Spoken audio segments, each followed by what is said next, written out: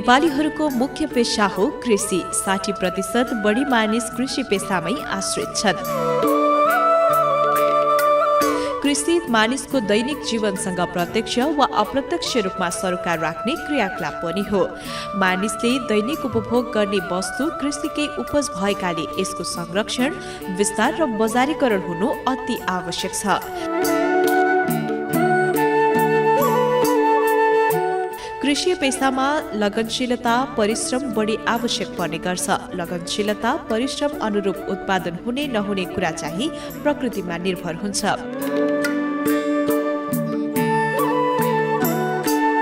कृषकहरूले नै मौसम अनुसार कृषि उत्पादन गरी उपभोग र वितरण गर्दछन्।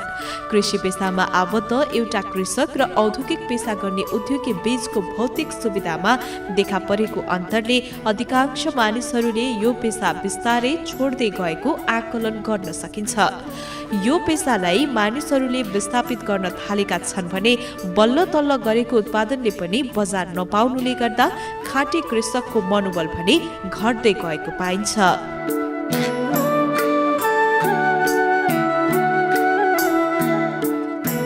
व्यावसायिक कृषि पेशा अवलम्बन गरेका कृषकहरूले आफ्नो उत्पादनलाई बजारीकरण गर्ने सुविधा नहुनुले ठूलो घाटा बेहोर्नु परेको छ। कतिपय कृषकले बारीमै तरकारी जोत्नु परेको तीतो यथार्थ हामी सामु जगजाहेर नै छ। सांगठनिक बजारीकरण नहुँदा कृषकहरूले आफ्नो उत्पादनबाट पाउनुपर्ने वास्तविक मूल्य समेत पाउन सकिरहेका छैनन्। त्यसैले कृषि पेशाको मुख्य चुनौती नै बजारीकरण बनेको छ। उत्पादक र उपभोक्ता दुवै पक्ष पीडित बन्दै गएको छ। अबको दिनमा कृषि बजारीकरणको आधुनिक प्रणाली अवलम्बन गर्नुपर्नेछ। यी यावत समस्याहरूलाई मध्यनजर गर्दै बागमती प्रदेश सरकारले कृषि पेशालाई मजबुत बनाउन र कृषकहरूले भोग्दै आएको बजारीकरण समस्यालाई कम गर्न विभिन्न कार्यक्रम नै अगाडि बढाएको छ।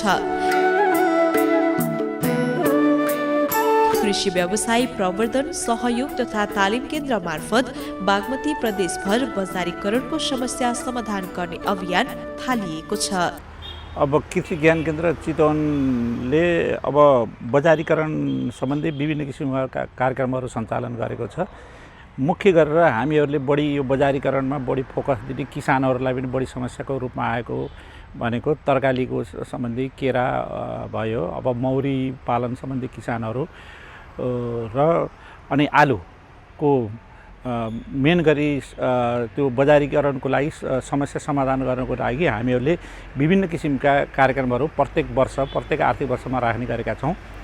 जस्तै उदाहरणको निम्ति हामीहरूले विभिन्न बजारीकरणलाई सहज होस्, किसानले उत्पादन गरेका जुन कृषि उपजहरू हुन् एक ठाउँमा ल्याउनको निम्ति कृषि सङ्कलन केन्द्रहरूको निर्माण गर्ने जस्ता कार्यक्रमहरू राखेका छौँ भने प्याकिङको निम्ति किसानहरूले ग्रेडिङ गरेर A grade, B, C, D grade गरेर प्याकिङ गर्नको निम्ति प्याकिङको सामग्रीहरूमा पनि हामीहरूले सहयोग गरेका छौँ। र किसानहरूलाई तालिम सम्बन्धी यो बाली लिए उपरान्त गरिने क्रियाकलापहरू, चाहे त्यो तरकारी सम्बन्धी होस्, चाहे फलफुल सम्बन्धी होस्, चाहे अन्य कृषि उत्पादन बाली सम्बन्धीको कुरा होस्, त्यो बाली लिए उपरान्त हुने क्रियाकलापहरूको तालिम कार्यक्रमहरू पनि हामीले सञ्चालन गर्दै आएका छौँ। यसले गर्दाखेरि के देखिएको छ भन्दाखेरि किसानमा विगतमा भन्दा धेरै परिवर्तन आएको छ। हामीहरूले ग्रेडिङ गर्ने हो भने, उदाहरणको निम्ति ग्रेडिङ गर्ने हो भने आलुको एउटा उदाहरण लिउँ, हामीहरूले ग्रेडिङ गरेर बिक्री गर्ने हो भने त्यसमा ठुलो साइजकोलाई बढी मूल्य पाउने, मध्यमकोलाई अलिक कम र त्योभन्दा कमकोलाई अलिक कम मूल्य पाइन्छ भन्ने कुराहरू किसानले ज्ञान आइसकेको छ र त्यही किसिमले धेरै किसानहरूले पनि गर्नुभएको छ। यद्यपि सबै किसानहरूले यो फलोअप गरिसक्नु भएको पनि छैन। तसर्थ अझै यो बजारीकरणको निम्ति हामीहरूले अझै यसलाई किसानहरूलाई अझै बढी तालिम दिने, अरू कुराहरूमा पनि सहयोग गर्ने किसिमका कार्यक्रमहरू राख्नुपर्छ जस्तो लाग्छ मलाई। बागमती प्रदेश सरकारले कृषि बजारीकरणलाई प्राथमिकतामा राखेको छ। कृषि उत्पादन भएर मात्रै पुग्दैन, यसको सहज बजारीकरण अति आवश्यक छ। त्यही अवस्थालाई मध्यनजर गर्दै बजारीकरणलाई प्राथमिकतामा राखिएको छ। त्यसैको फलस्वरूप चितवनमा बजारीकरणको खासै समस्या देखिएको छैन।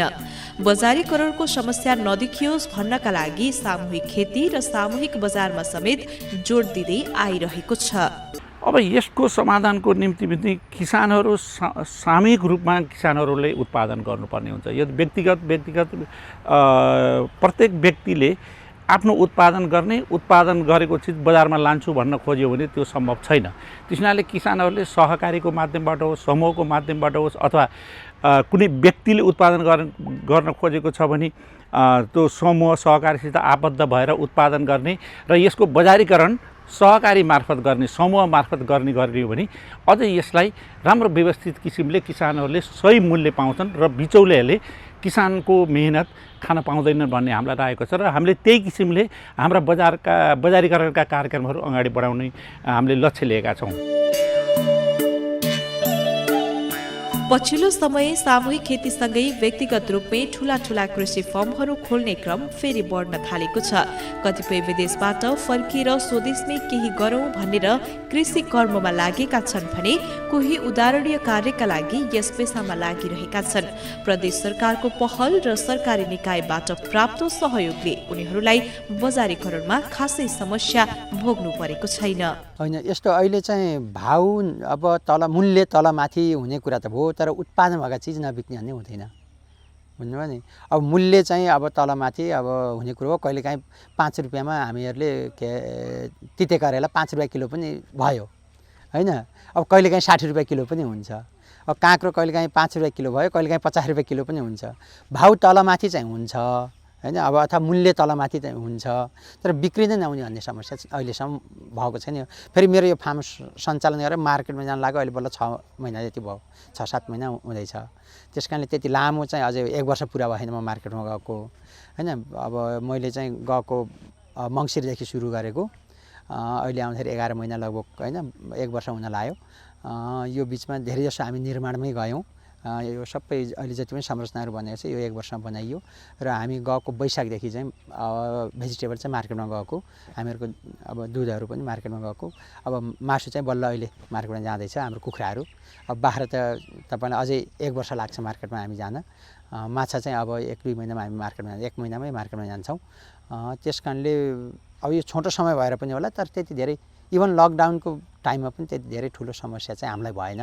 अब यो पहिला त अति नै चाहिँ हामीले चाहिँ कठिन थियो। हेर्नुहोस्, यो चाहिँ अब हामीले यहाँदेखि र उस्तै परिदिने भाडामा ल्याएर आएर वहाँ ट्र्याक्टरमा लगेर बेच्न पनि समस्याहरू थियो। अहिले चाहिँ अलिकति सहजीकरण चाहिँ कसरी भएको छ भने विभिन्न चाहिँ अब गाडीहरू आएर हामीले यहीँ जोखेर पनि लैदिनुहुन्छ। अब पहिलाको भन्दा त अहिले धेरै नै सहज पनि भयो, गाडीहरू सबै थोकको सुविधा पनि भएको छ। जोस् पहिलाको भन्दा हामी अलिकति खुसी नै छौँ। अझै पनि हामीलाई किसान र उपभोक्ताको बिचमा चाहिँ नि खानेहरूको चाहिँ त्यसलाई पनि न्यूनीकरण गर्न पनि मेरो आग्रह यही नै छ। बेमौसमी मैले અહીં भनिसकेँ, बेमौसमी तरकारी उत्पादन गर्न सकेको खण्डमा किसानले बढी मूल्य पाउँछ, त्यो निर्विवाद छ। त्यस हुनाले हामीहरूले किसानहरूलाई के गरेका छौँ भन्दाखेरि बढी मूल्य पाउनको निम्ति, बढी बजार पाउनको निम्ति बेमौसमी तरकारी खेती कसरी उत्पादन गर्न सकिन्छ त्यस्तो किसिमको प्रविधि पनि हामीहरूले किसानलाई उपलब्ध गराएका छौँ र त्यस्ता किसिमका कार्यक्रमहरू पनि राखेका छौँ। त्यस हुनाले हामीले समय समयमा किसानको समूह, सहकारी र कृषक उद्यमीहरूलाई यस्ता किसिमका तालिमहरू दिने, यस्ता किसिमका एउटा नमुनाको रूपमा देखाइदिने जस्ता कार्यक्रमहरू पनि हामीले समावेश गरेका छौँ। अझ यसलाई व्यापक रूपमा लानुपर्ने देखिन्छ। विगतका वर्षहरूमा किसानहरूले आफ्नो कृषि उत्पादनलाई बिक्रीका लागि आफैले बजारसम्म पुर्याउनु पर्ने बाध्यता थियो। तर आजभोलि व्यापारीहरू किसानकै खेतबारीमा पुग्ने गरेका छन्। यस कारणले पनि किसानहरूलाई केही राहत मिलेको छ। अझै एकीकृत रूपमा खेती गर्दै सामूहिक बजारीकरणमा जोड गर्न सकिए किसानहरूले आफू अनुकूलको मूल्य पाउने सम्भावना पनि उत्तिकै रहन्छ। कतिपय ठाउँमा सहकारी मार्फत पनि बजारीकरणको व्यवस्था मिलाइएको छ। अब यो वास्तवमा पहिले किसानहरू के गर्थे भन्दै आफ्नो खेतमा गएर उत्पादन गर्थे, त्यसपछि बजार खोज्थे। हामीहरूले किसानलाई के सिकाएका छौँ भने उपभोक्ताले के खोजेको छ, कस्तो किसिमको जात खोजेको छ, कस्तो किसिमको साइज खोजेको छ, कुन सिजनमा ओलरको आवश्यकता छ, त्यो बजार बुझेर मात्रै तपाईँले उपभोक्ताको आवश्यकतालाई पहिचान गर्ने, त्यसपछि उत्पादन गर्नुहोस्, त्यसपछि बजारको समस्या पर्दैन भन्ने कुराहरू हामीले किसानलाई सिकाउँदै आएका छौँ। पहिले के हुन्थ्यो भने किसानहरू सोझै उत्पादन गर्नुहुन्थ्यो, उत्पादन गरेर बजारमा जानुहुन्थ्यो। त्यसले गर्दाखेरि के हुन्थ्यो भने उपभोक्ताको माग अनुसारको किसानको उत्पादन नहुने, जसले गर्दाखेरि बजार पाउन धेरै गाह्रो हुन्थ्यो। तर अहिले हामीले किसानलाई के सिकाएका छौँ भने पहिले बजारले के मागेको छ अथवा जसले हाम्रो उत्पादन उपभोग गर्नु नै हो उहाँहरूले के खोज्नु भएको छ त्यो कुराको पहिचान गर्ने, त्यसपछि त्यही अनुसार हामीले किसानहरूले उत्पादन गर्नुहोस्, त्यसले बजारलाई त्यति ठुलो समस्या पार्दैन भन्ने कुरा हामीहरूले किसानलाई सिकाएका छौँ। र त्यस हुनाले किसानहरूले त्यही किसिमले गएपछि यो बजारीकरणको धेरै ठुलो समस्या जुन भन्नुहुन्छ किसानले त्यो समाधान हुन्छ। र मैले किसानहरूलाई के अनुरोध गर्छु भन्दाखेरि आफूले गर्ने उत्पादन जहिले पनि समूह सहकारी मार्फत उत्पादन गर्ने र बिचौलियालाई आफ्नो उत्पादन गरेको बिक्री वितरण गर्नको निम्ति बिचौलियादेखि टाढा हुने, आफूले उत्पादन गरेको उत्पादन समूहमा आफूले नै बजारसम्म पुर्याउन सक्ने हुने किसानले यो ठुलो समस्या हुँदैन। अहिले किसानहरूले मूल्य नपाउनुको प्रमुख कारण के भनेको हो भन्दाखेरि किसानहरू एकीकृत नहुने, समूहगत रूपमा उत्पादन नगर्ने र बिचौलियाले एक्लै किसानहरूले उत्पादन गरेको किन्ने, बजार लाने गर्दाखेरि उता किसानहरूले मूल्य पनि नपाउने, बिचौलाले त्यसको धेरै नाफा बिचौलियाले खाने गरेको पाइएको छ। तसर्थ किसानहरूले बजार आफूले उत्पादन गरेको बजार पाउनको निम्ति समूह सहकारीमा आबद्ध हुने, उत्पादन गर्ने र समूह सहकारीले नै त्यसको बजारको जिम्मा लिने र किसानलाई चाहिने जुन उत्पादन सामग्री हो फेरि समूह र सहकारीले नै किसानहरूलाई उपलब्ध गराउन गर्न सकेको खण्डमा यो बजारीकरणको समस्या धेरै हल हुन्छ र कृषि ज्ञान केन्द्र चितवनले पनि त्यही किसिमले समाधान गर्ने गरी आफ्ना कार्यक्रमहरू अगाडि बढाएको छ। बजारीकरण व्यवस्थापन गर्न कृषकहरूलाई आवश्यक मल, बिउ, रकम आवश्यकता अनुसार प्रदान गर्ने, प्राङ्गारिक मललाई जोड दिने, कृषकले उत्पादन गरेको सम्पूर्ण उत्पादन संकलकले लिइदिने र त्यसको मूल्य कृषकलाई हप्तादेखि 15 दिनभित्रमा दिने, कृषक खेतबारीमै बसेर मूल्य लिने, बजारले पसलमा सामान पाउने हुँदा वस्तुको वितरणमा छिटो छरितो र तीव्रता आउँछ, जसले गर्दा उत्पादन थप सक्रिय र गुणस्तरीय बन्दै जान्छ। कृषकले उत्पादन मात्र गर्ने, संकलकले बजार खोज्ने कार्यले उत्पादन खेर नगई उचित सदुपयोग हुन्छ। अब यसो छ, हामीहरू के छ भन्दाखेरि हाम्रा अहिले कार्यक्रम यो ब्लक प्रधानमन्त्री कृषि आधुनिकीकरण परियोजना अन्तर्गत पकेट, ब्लक र जोन कार्यक्रम हुन्छ र सुपर जोन 4वटा उमा छ। अब कृषि ज्ञान केन्द्र चितवन र अथवा प्रदेश सरकारले ब्लक कार्यक्रमहरू सञ्चालन गरेको छ। त्यो ब्लक कार्यक्रम अन्तर्गत तरकारीको ब्लक हुन पनि सक्यो, मौरीको ब्लक हुन पनि सक्यो, अनि फलफुलको ब्लक हुन पनि सक्यो, केराको ब्लक पनि हुन सक्यो, आलुको ब्लक पनि हुन सक्यो। यी ब्लक कार्यक्रम अन्तर्गत हामीहरूले किसानहरूलाई यस किसिमका बजारीकरण सम्बन्धी तालिम दिने र बजारीकरणलाई सहज हुने किसिमका कार्यक्रमहरू सञ्चालन गर्ने, जस्तै सङ्कलन केन्द्र निर्माण गर्ने, ग्रेडिङ, प्याकिङ जस्ता मेसिनरी औजारहरू उपलब्ध गराउने र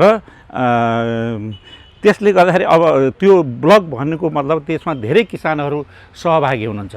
त्यो किसानहरू बिचबाटै एउटा बिचौलियालाई नदिइकन किसानहरू बिचबाटै, समूह सहकारी बिचबाटै आफूले उत्पादन गरेको